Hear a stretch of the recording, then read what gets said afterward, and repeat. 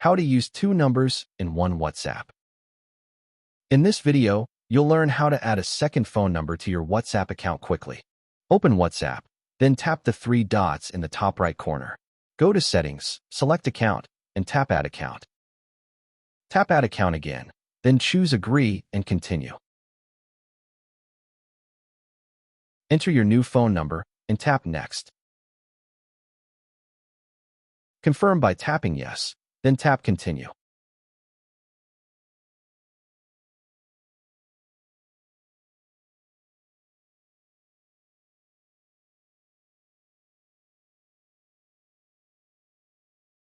Wait for the verification and connection to complete.